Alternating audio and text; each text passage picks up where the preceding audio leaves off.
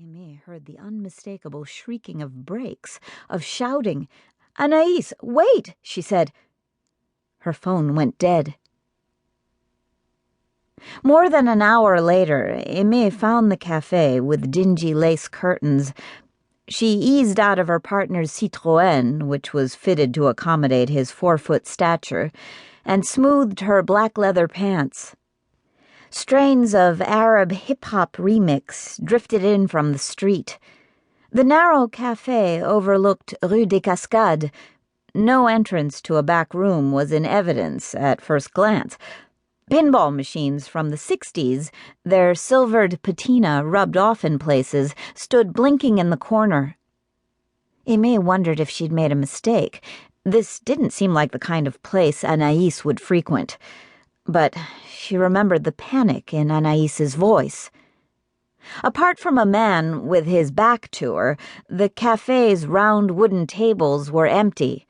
He appeared to be speaking with someone who stood behind the counter.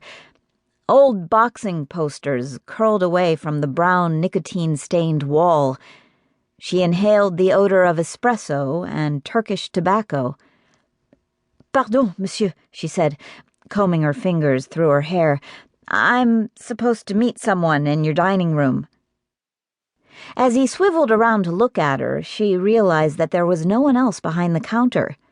He put down a microphone, clicked a button on a small tape recorder, and cocked a thick eyebrow at her.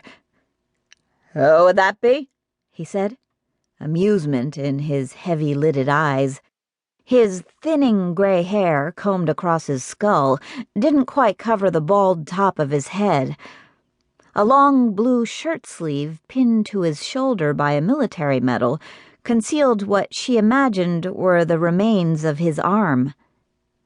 Behind the counter, sepia photos of military men in desert jeeps were stuck in the tarnished, beveled mirror.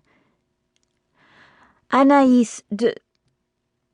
She stumbled, trying to remember Anaïs's married name. She'd been to their wedding several years ago. "Anaïs de Froissart. That's it. She said she'd be in the back room." "The only back room here is the toilet," he said. "Buy a drink, and you can meet who you like there." A frisson of apprehension shook her. What was going on? "Perhaps there's another Café Tlemcen?" "Bien sûr, but it's 3,000 kilometers from here, near Oran," he said.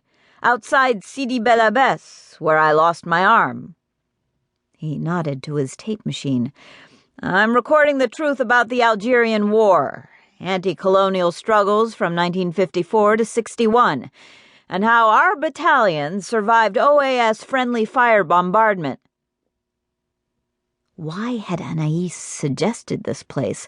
Had she made a mistake? Aimée stepped closer to the counter. "I might have misunderstood my friend. Did a woman use your telephone recently?"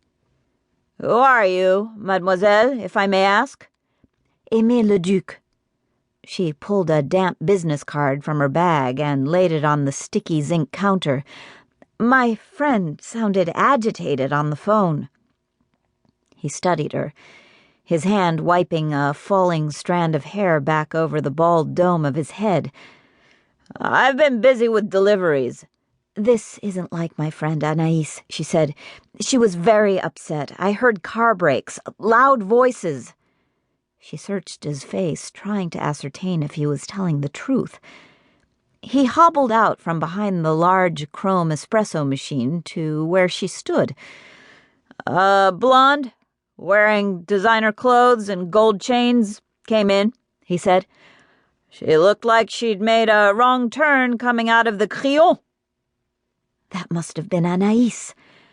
Aimée maintained her composure. This man was proving to be a helpful observer.